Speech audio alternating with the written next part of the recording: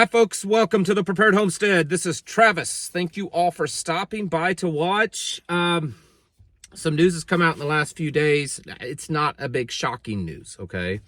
I'm sure that those of you that will be hearing it first right now, you'll probably say, well, duh. Did anyone think any different? I mean, that's whatever. But still, just because it's come out doesn't, everybody already knew it, is not a big deal.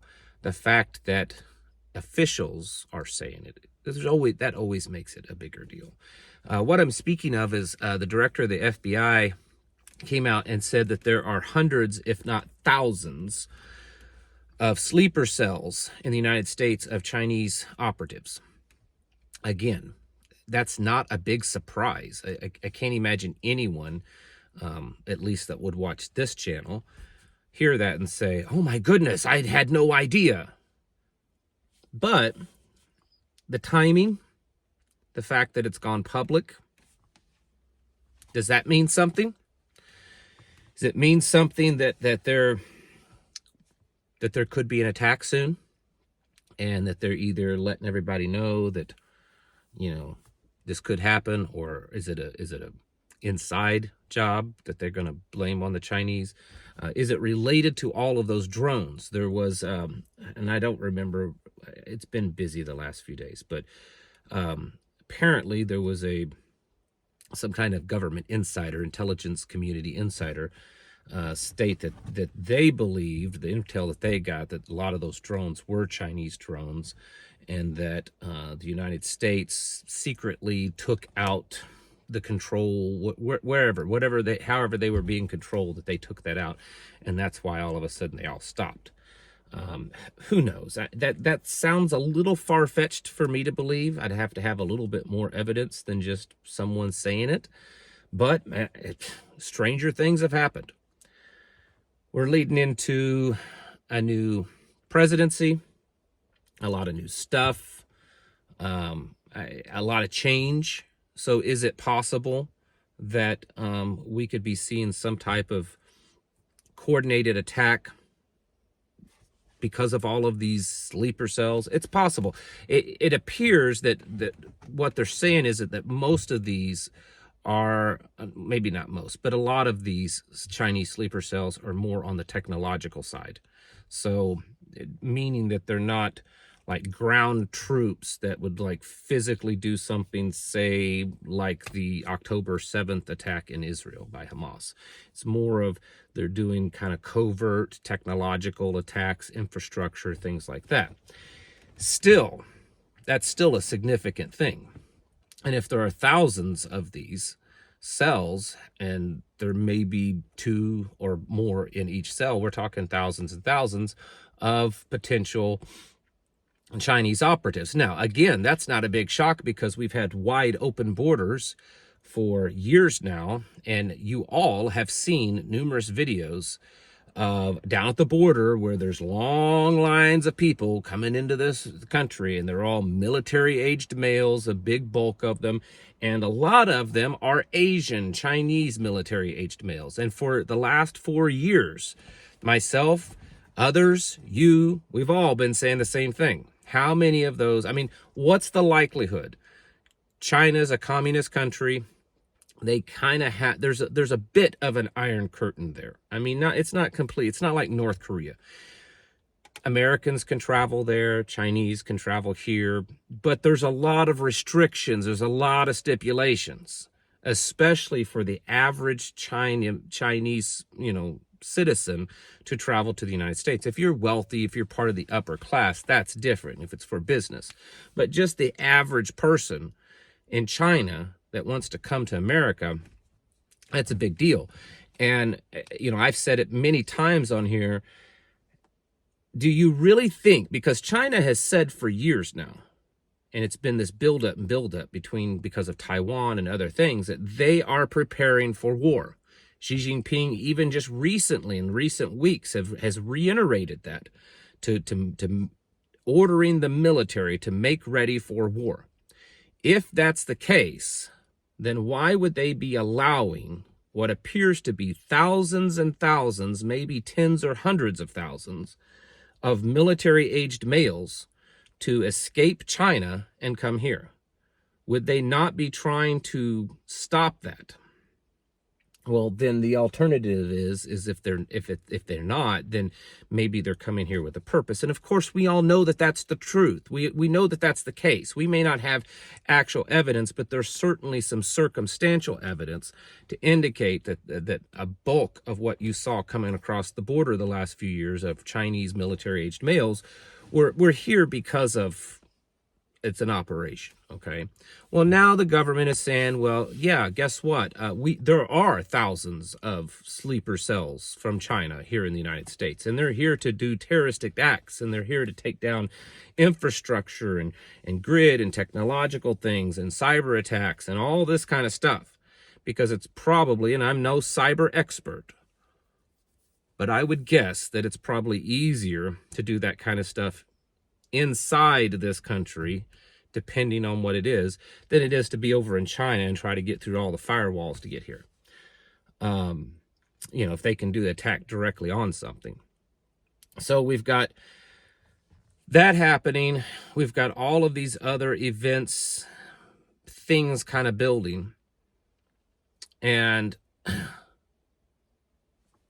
we've got to start readying ourselves for it. And I know that most of you already are. I know you're working on it, but this is a very significant thing. I've said for a long time, and so have many others, that, the likelihood of, some type of cyber attack that could take out banking, that could take out medical, that could take out phones or 911 service, or the internet, or there's all kinds of things that could happen that could take it out. It could be all of that. It's a very real threat. And then when that stuff starts to happen, then you've got grids going down, electric grids, because they're all controlled. You've got gas pipelines going down. You've got water systems going down. It's this massive cascade events that could be extremely devastating. If you go back a couple of years or so ago, or a year and a half, whatever, that movie that the Obamas came out with, that's exactly what was portrayed in that movie. Is this cyber attack that just caused a cascade of events that pretty much shut the country down. That is definitely something that we are having to deal with, or may have to deal with, because, and then now they're announcing it. They're publicly talking about this, that, oh yeah, just thought you should know that there are thousands of these sleeper cells in this country that's come here to do all these nefarious attacks on our country. Just thought we should let you know, right? It makes you wonder, are they not setting things up? Do they not know something? Or are they planning something?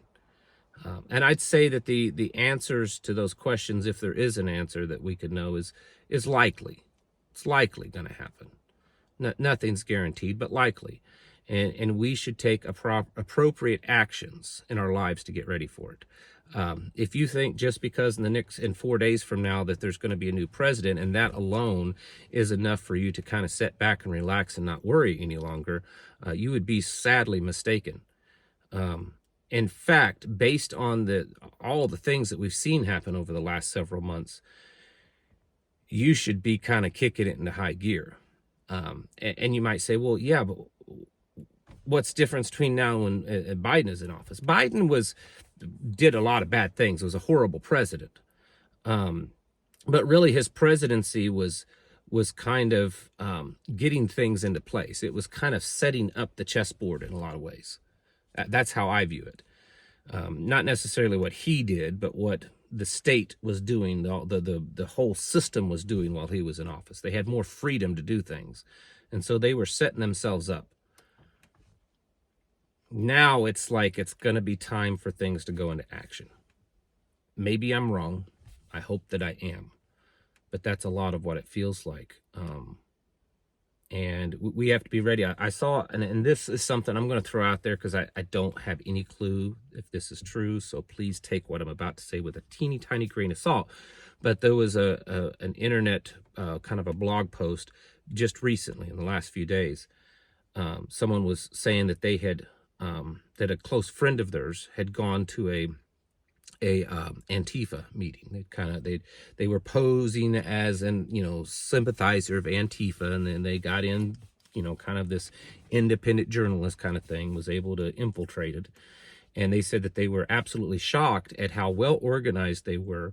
And these guys weren't like the freaky pink-haired, emasculated type of people. These guys were, they were sharp. They had proper training. They were very, very well organized, and they had good plans on, once Trump gets into office, that they're going to go into action and start doing these things across the country. If there's any truth to that whatsoever, adding to what I've already said, could be very significant.